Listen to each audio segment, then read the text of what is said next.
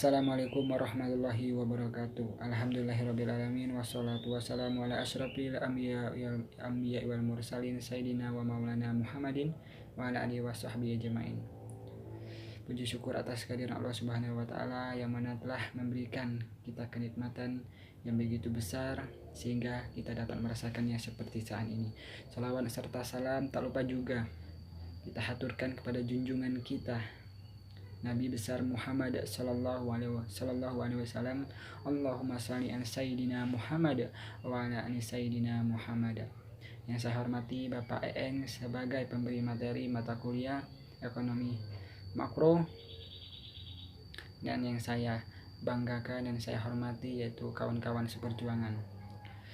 Baiklah, tak lama dan tak singkat akan saya sampaikan materi kelompok 7, yaitu tentang keseimbangan 3 sektor dan keseimbangan perekonomian terbuka. Yang satu, komponen penting dalam ekonomi 3 sektor terdiri dari satu rumah tangga. Rumah tangga merupakan salah satu kesatuan yang terdiri dari suami, istri, anak, dan anggota keluarga lainnya yang merupakan anggota dalam sebuah masyarakat di mana di dalamnya terdapat potensi alam, sumber modal, sumber produksi, faktor produksi, serta sumber penghasilan. Sektor rumah tangga merupakan pelaku ekonomi yang paling bawah sebab mereka adalah pengguna utama dari barang dan jasa yang diperdagangkan di pasaran. Yang kedua yaitu perusahaan. Perusahaan adalah sebuah organisasi yang menjalankan sebuah bisnis. Jenis bisnis yang dijalankan dapat bermacam-macam, seperti pertambangan, manufaktur, energi, produksi, hingga perusahaan konsumsi dan jasa.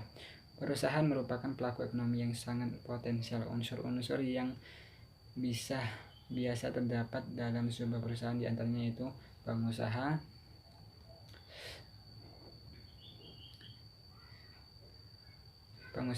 perusahaan, dan badan usaha. Dan yang ketiga yaitu pemerintah. Pemerintah merupakan bagian penting dalam perekonomian 3 sektor, sebab pemerintah berperan sebagai penyeimbang antara pihak rumah tangga dan perusahaan.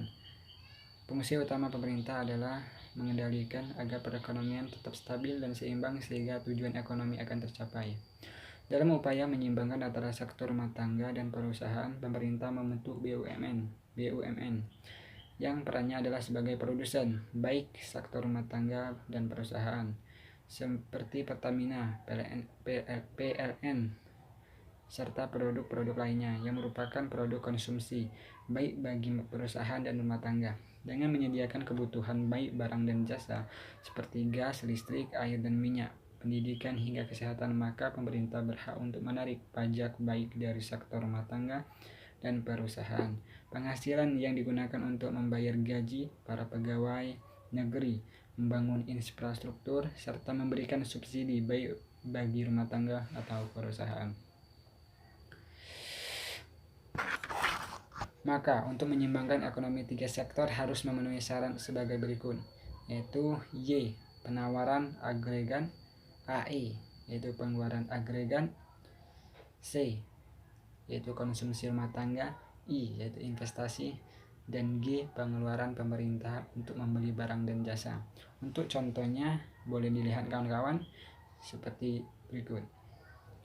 Assalamualaikum warahmatullahi wabarakatuh. Saya Ramel Zani akan membahas materi tentang keseimbangan perekonomian terbuka.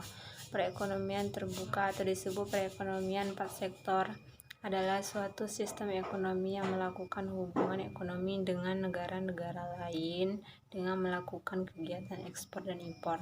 Sektor-sektor ekonomi terdiri dari 4 golongan. Yang pertama rumah tangga, yang kedua perusahaan, yang ketiga pemerintah, yang keempat luar negeri.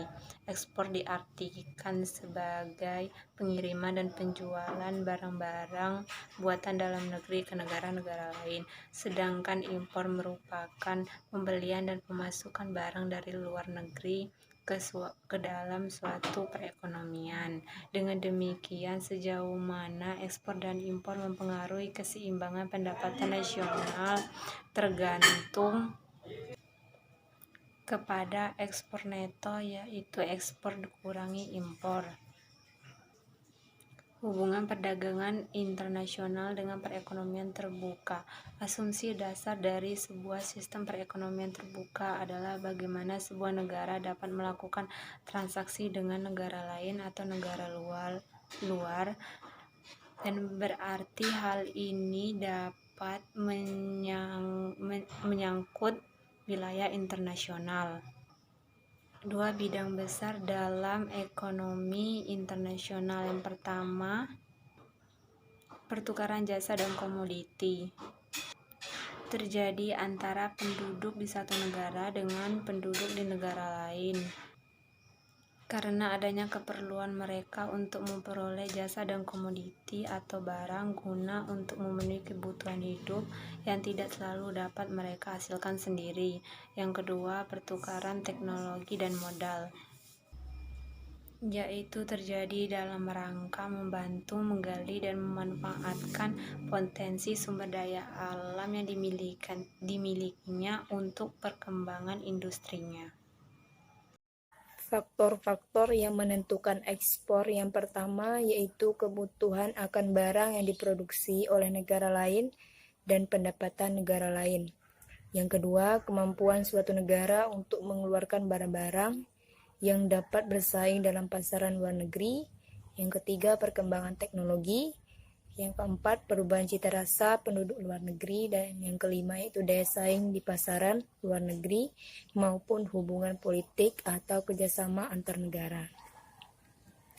Faktor-faktor yang menentukan impor, yang pertama itu pendapatan nasional, yang kedua perubahan cita rasa, yang ketiga inflasi, dan yang keempat yaitu kemampuan suatu negara menghasilkan barang yang lebih baik mutunya.